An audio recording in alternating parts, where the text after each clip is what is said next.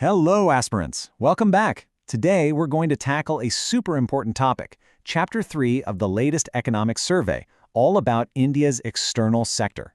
We're going to break down all the key facts, the must-know terms, and the data points that you absolutely need for your exams. Okay, so here's the game plan. We'll look at what's happening globally, then dive deep into India's trade performance, check out our financial shield, and then, super important, we'll finish with a quick revision slide. Let's do this. All right, first up, let's talk about the world stage. It's kind of chaotic out there, and we need to understand this environment to see where India fits in. So, the big picture is this. The world is facing some serious headwinds. You've got geopolitical conflicts, supply chains are getting all jumbled up, and of course, climate events are happening more and more. All of this creates a whole lot of unpredictability, which you can imagine makes it incredibly tough for any country, including India, to make solid economic plans. But, for your exam, just saying the world is uncertain isn't going to cut it, right? You need to know how economists actually measure this uncertainty. So let's look at the specific indices the economic survey talks about. Okay, pen and paper time. You need to know these two acronyms, GEPU and TPU. That's Global Economic Policy Uncertainty and Trade Policy Uncertainty. They're actually pretty clever. They work by scanning news articles for keywords about uncertainty. It's a really cool way to put a number on how risky the world feels. And as you can see right here, the trend is clear. Both of these indices are high. The TPU in particular has been climbing. And what that tells us is that the global trade environment is tense. Policies are changing all the time, which is obviously a huge deal for anyone trying to export or import goods. So this uncertainty isn't just a number on a chart, it's actually changing the fundamental rules of how countries trade with each other. Now, here are two more buzzwords you absolutely need for your mains answers: friendshoring and nearshoring. This is a huge shift, you guys. For decades, it was all about finding the cheapest place to make something. Now, it's more about, can we trust this country and is our supply chain safe? Geopolitics and resilience are now just as important as cost. Think of it this way. The old way of blocking trade was with tariffs, a simple tax at the border, easy to see. But now, with organizations like the WTO, those are going down. The new battlefield is something called non-tariff measures, or NTMs.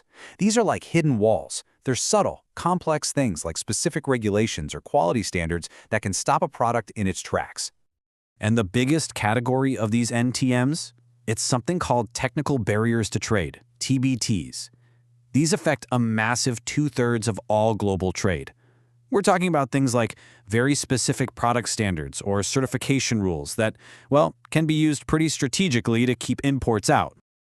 Okay, super high-yield topic alert for your exams. You have to know about CBAM and EUDR from the EU. These are total game changers. And the key thing to remember is which Indian sectors they hit the hardest.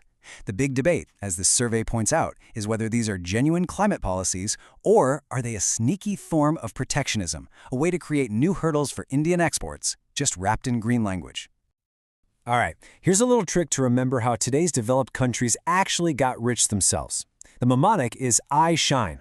It's a great way to recall the tools they used, and it's kind of ironic, right? Because it shows that high tariffs, the very thing they sometimes criticize now, were a huge part of their own growth story. So, isn't that interesting?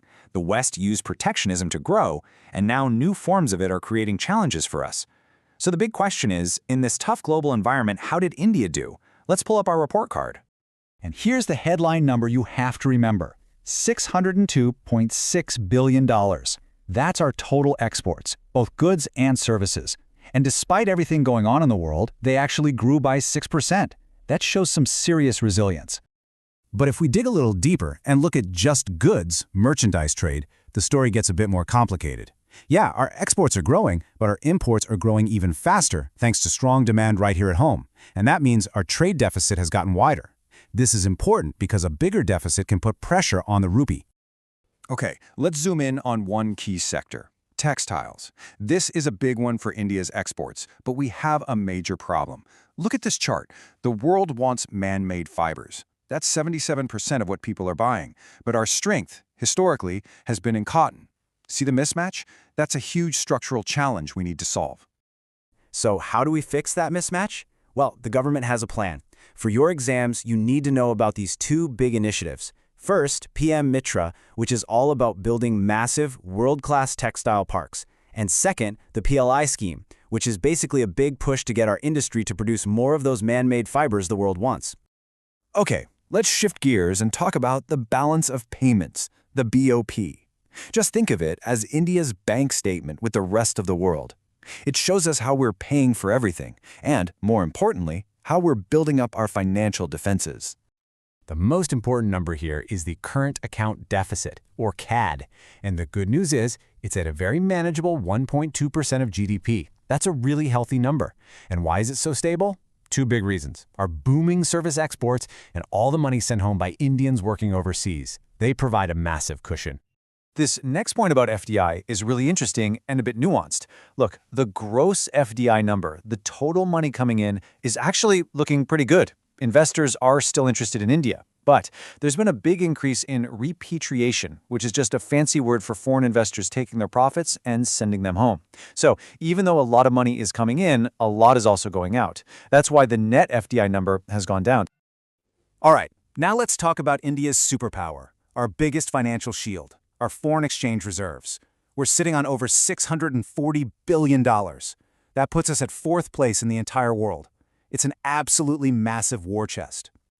So why is that number so important? Well, think about this. Those reserves are enough to cover almost 90% of all our foreign debt, and they could pay for more than 10 months of all our imports, even if we earned $0 in exports.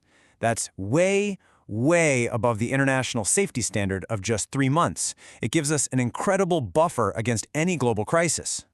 Okay, we've gone through a lot of detail, but now we come to the most important slide of all, especially for your revision. Let's pull everything together. Get ready to take a screenshot because this is it.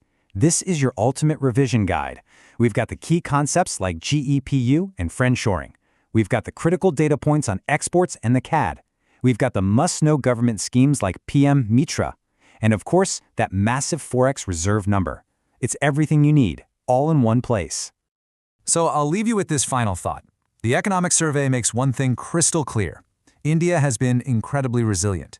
But the big question for the future is, can we make the leap from just being resilient to becoming a true global export powerhouse? That's the challenge ahead. All the very best with your preparations.